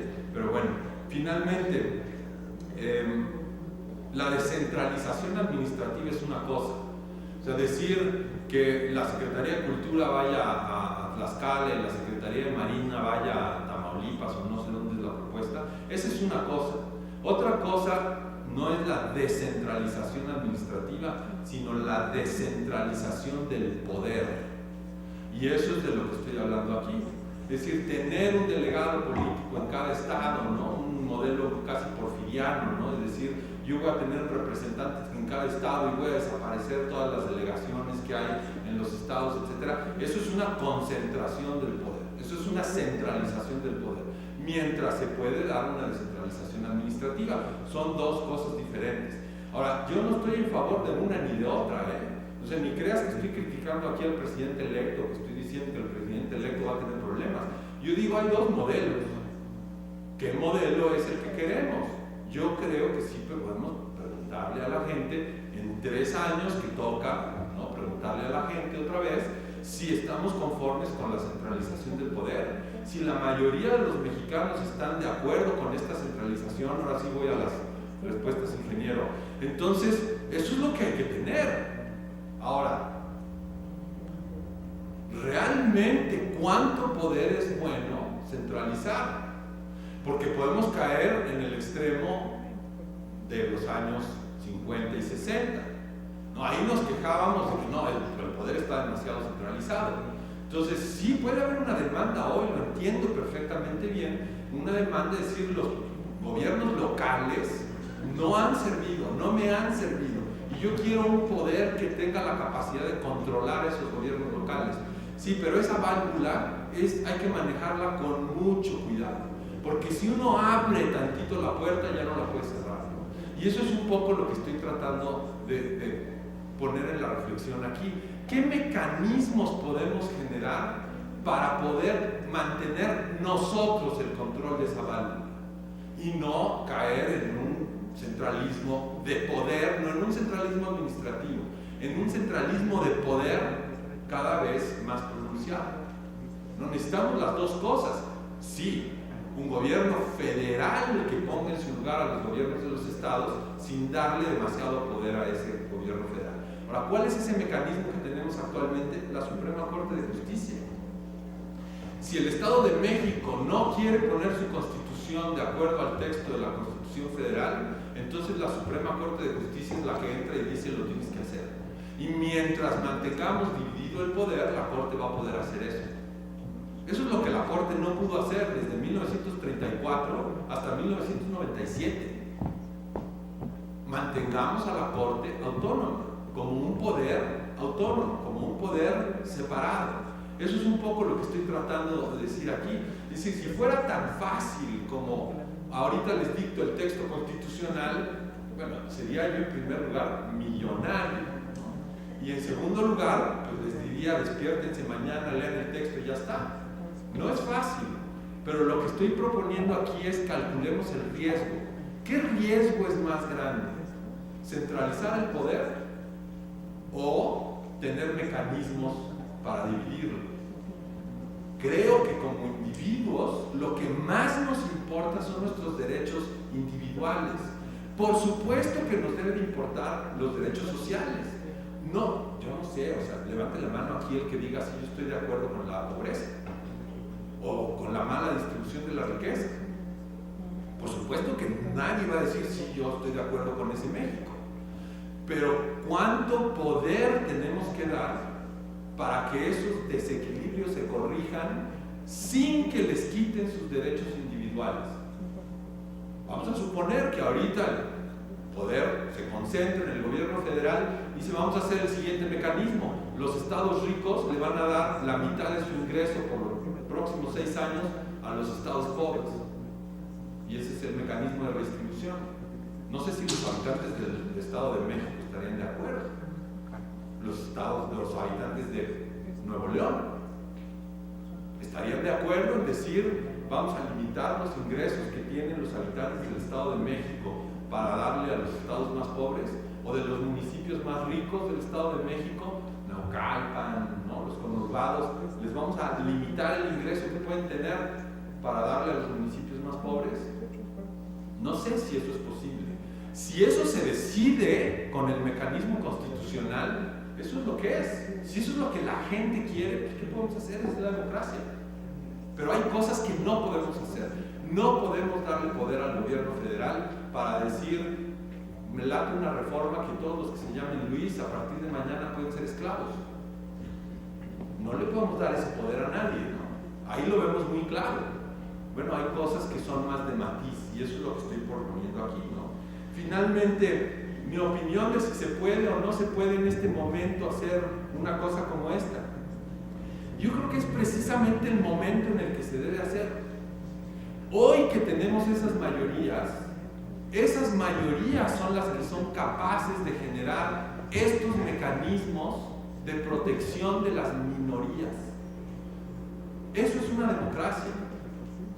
Las mayorías están para ejercer el poder, pero esas mayorías son las que históricamente han protegido los derechos de las minorías en las democracias que funcionan. Entonces, este es el momento. Por supuesto que hay un mandato a esas mayorías.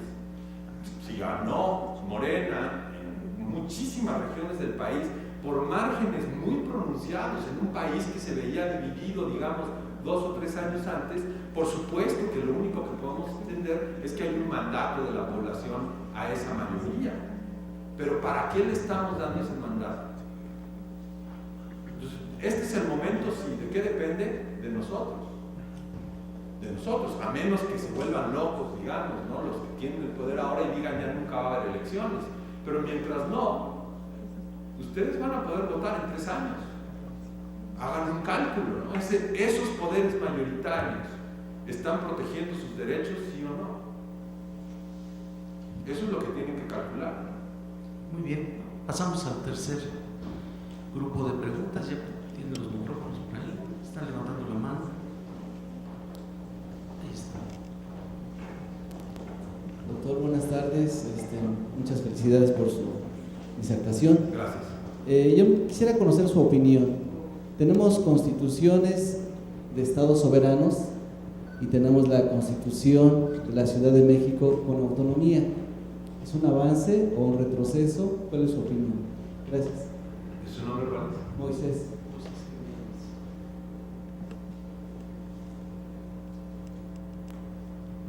Bueno, muy buenas tardes, doctor Victorino. Gracias por la invitación, doctor Luis. Enhorabuena, felicidades por la conferencia. Gracias. Manuel Pérez Velázquez, del municipio de Tezoyuca, licenciado en Derecho, licenciado en Ciencias Políticas, servidor. La pregunta muy en lo particular es la siguiente. En próximos días va a haber nuevamente el segundo ensayo en una consulta popular. Derivado de la experiencia de la primera y lo que usted ha argumentado aquí, quisiera pedir su opinión al respecto. ¿Ha usted determinado que en algunos estados de la República, estados que tienen esa situación del petróleo en lo particular, pues podría ser una cuestión muy particular la riqueza del petróleo? ¿Cree usted que conforme al artículo 35 constitucional, párrafo 8, que son los derechos del ciudadano mexicano, que habla de la figura de la consulta popular, y este ejercicio que se ha llevado a cabo por ahora el nuevo gobierno que está en horas por entrar con este señor presidente electo, cree usted que sea un medio, un elemento o una herramienta en la cual también se pueda expresar esa ciudadanía, esa soberanía que conforme la Constitución emana del pueblo para llevar a cabo esas situaciones que en lo particular ha dicho usted aquí son necesarias para distribuir la riqueza, para llevar a cabo cuestiones de reforma constitucional? Porque si lo vemos así, en los temas que estamos viendo ahorita en la consulta, son temas diversos, ¿verdad? Pero temas medulares como el que usted comenta, ¿cuál sería su opinión en este instrumento? Ahorita la Constitución determina eso en el artículo 35, pero con esta situación ahorita podría ser reformada en unas cuantas horas al respecto, pero sí me gustaría su opinión, si esto prevaleciera, si pudiera ser un instrumento, un medio adecuado para llevar a cabo esas modificaciones que usted comenta. Gracias. ¿Alguien más? Si no, pasaríamos a las respuestas. Bueno, pues pasamos. Muy bien. Mi opinión sobre la situación política de la Ciudad de México. Moisés.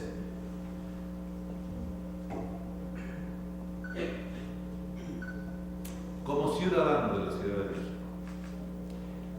mi problema con el proceso político que se dio es que ni nos quedamos como estábamos, ni llegamos al donde deberíamos de haber llegado, ¿no? Nos quedamos como a la mitad. Es decir, la Ciudad de México ahora es un estado más, pero que no tiene la misma condición del resto de los estados de la República, ¿no? Entonces, en realidad no es un estado. Y los ciudadanos, pues nos quedamos a la mitad porque igual no tenemos la certeza en la Constitución de la Ciudad de México de que se nos garanticen nuestros derechos individuales. Entonces, la reforma política de la Ciudad de México me parece que es problemática en el sentido en el que no terminó de hacer lo que se propuso hacer. Fue otra vez un pacto ahí, ¿no? Dame la reforma política del Distrito Federal y yo te apoyo en las reformas estructurales, sobre todo la reforma fiscal. Fue más o menos el pacto entre el PRI y el PRD, ¿no? Entonces, estoy inseguro, ¿no? A mí me gustaría haber visto que si el Estado, la Ciudad de México se iba a convertir en un Estado, se convirtiera en un Estado completamente. Ahora, eso no tiene mucho sentido, porque los poderes federales tienen un problema. O sea, tener poderes federales que tienen que convivir con un poder estatal, es muy complicado. De hecho, por eso nace el Distrito Federal, ¿no? Para no tener a la capital supeditada al Estado de México. Es un poco la racionalidad con la que nace el Distrito Federal aquí y en Estados Unidos también, ¿no? Como un pacto entre los estados. Entonces, no sé, ahí estoy inseguro. Tal vez deberíamos tener una discusión más específica sobre la Constitución de la Ciudad de México, pero ese es un poco como mi apreciación hoy, ¿no? Que no fue suficientemente lejos. Las consultas, como las estamos viendo, me parecen un despropósito infinito. Me parecen un despropósito, en primer lugar, porque no están de acuerdo a lo que norma el artículo 35. O sea, esas consultas no pueden tener ningún tipo de resultado vinculatorio. Yo creo que si el presidente electo quiere cancelar el aeropuerto de la Ciudad de México y está en sus facultades constitucionales cancelar el aeropuerto, que lo haga, está en sus facultades, ¿no? Lo que pasa es que me late que no quiero pagar el costo político de hacer eso, y entonces digo que hice una consulta que la verdad no es representativa de nada, ¿no? Y que no estuvo vigilada por nada ni normada por nada. Estas consultas son buenas, sí. Ahora déjame calificar. ¿Cuándo son buenas? Una, cuando verdaderamente cumplen con una normativa, es decir, cuando tú tienes una normativa bien establecida para hacer estas consultas. ¿Cuántos ciudadanos pueden votar? ¿Cuántos ciudadanos deben votar para que la consulta efectivamente se vuelva vinculatoria? ¿Cómo debe ser el proceso? ¿Quién debe vigilarlo? Etcétera, ¿no? Es decir, hacer a un lado a la autoridad electoral para estas consultas, ahora me parece un poco un despropósito, porque si poca confianza tenemos en el INE, pues menos en una consulta que está hecha no a todos los mexicanos, no en igualdad de circunstancias, etc. Ahora, una vez que tú tienes esas condiciones y que institucionalmente tú normas las consultas, solo pueden ser buenas cuando tú decides que efectivamente la soberanía directa puede puentear, digamos, a la soberanía del sistema representativo. Si tú estableces las consultas como un mecanismo, digamos, de a diario para consultar, el sistema representativo no tiene ningún sentido.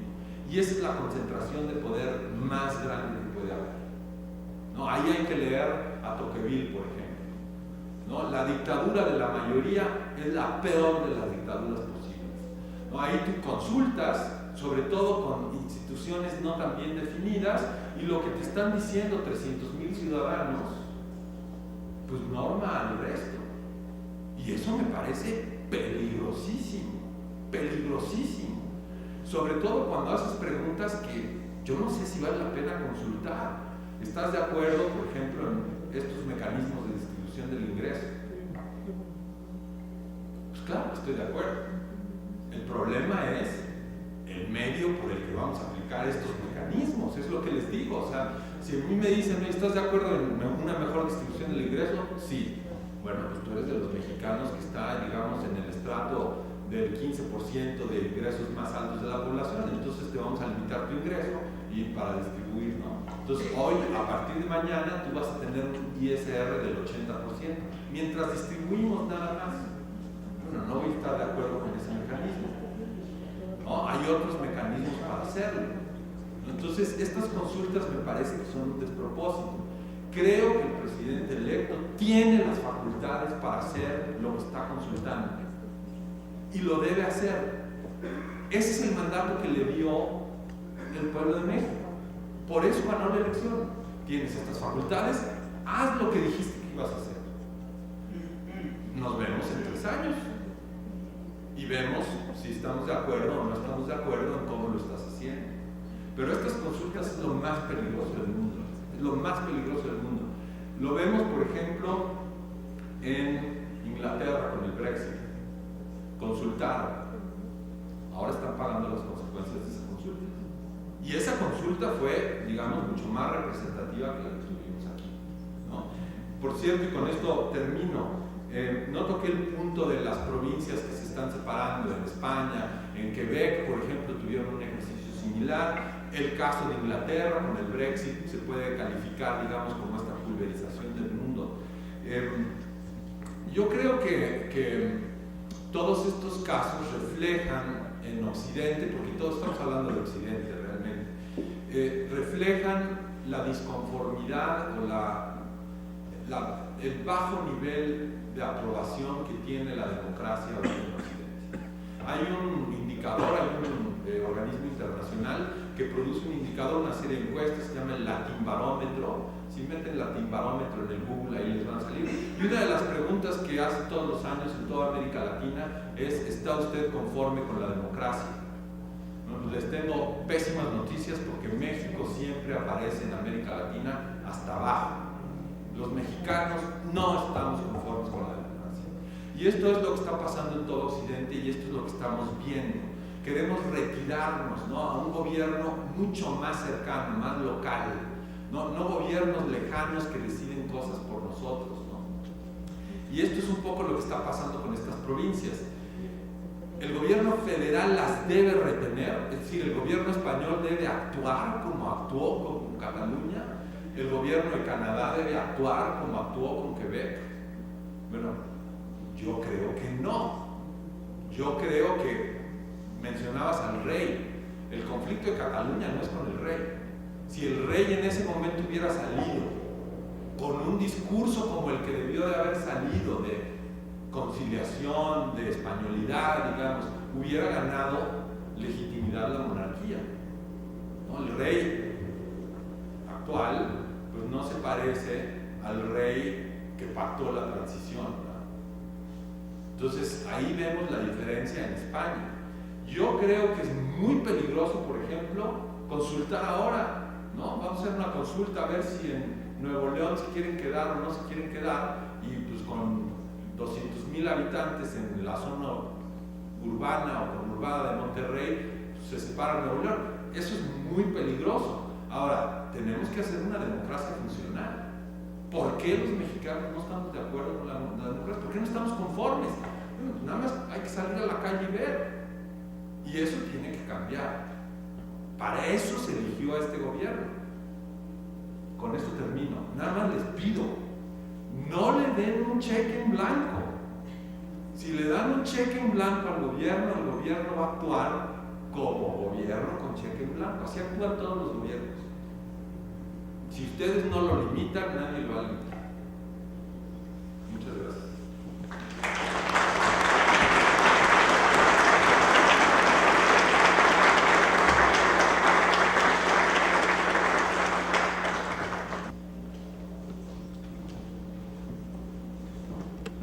Agradecemos mucho al doctor Luis Felipe Barrón por su excelente conferencia.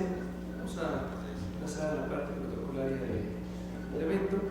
Vamos a pedir al doctor Victorino Vargas Dávalos la entrega de un reconocimiento y un juego de cuadernillos al doctor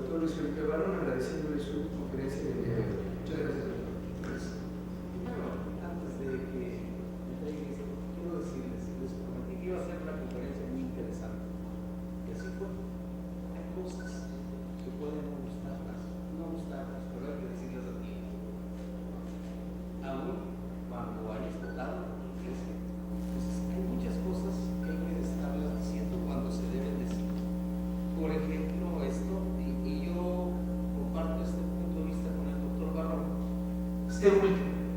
Pero hay una cuestión que quizás, porque estaba dando clase, no escuchó esa entrevista. Hoy hicieron una entrevista muy larga al presidente electo, y ahí estaba diciendo que para las consultas, sí, se va a apelar a lo que dice 35 y con efectos vinculatorios, y además en los tiempos. O sea, esto va cambiando. Hay que, desde luego, pues todavía no está en el ejercicio del poder, y algunas cosas parece que tienden como a buscar la legitimación a través de la consulta, ¿no?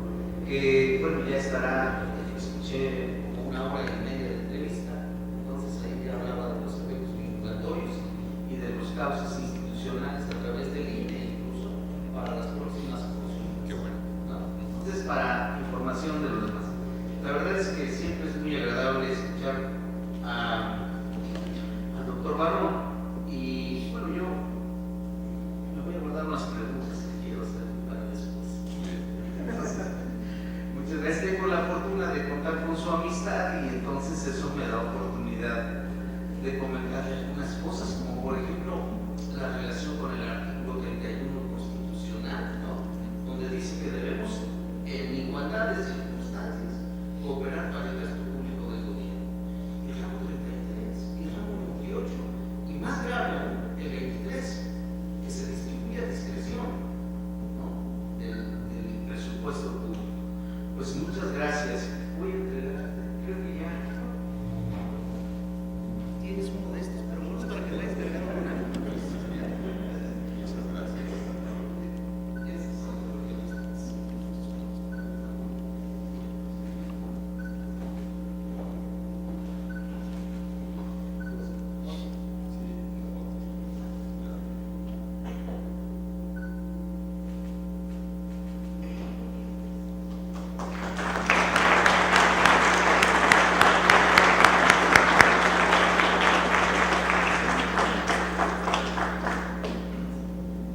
Bien, pues nos han pedido, pidió una diputada Contralor, que le ayudemos a invitar a la presentación del libro titulado El juez de la víctima, por su dignificación y reparación del daño, del autor Gabriel Vicente Farfán Rivera, que se llevará a cabo el día viernes 23 de noviembre en este mismo recinto, Salón Benito Juárez, a las 10 de la mañana, e invita a la diputada Xochitl Flores Jiménez. Entonces, bueno, pues hacerles esta invitación para pasado mañana, y agradeciéndoles nuevamente su asistencia, el que nos hayan acompañado a esta última conferencia de la Contraloría del Poder Legislativo de este año, y bueno, pues desearles que un buen regreso a sus municipios y a sus lugares de trabajo.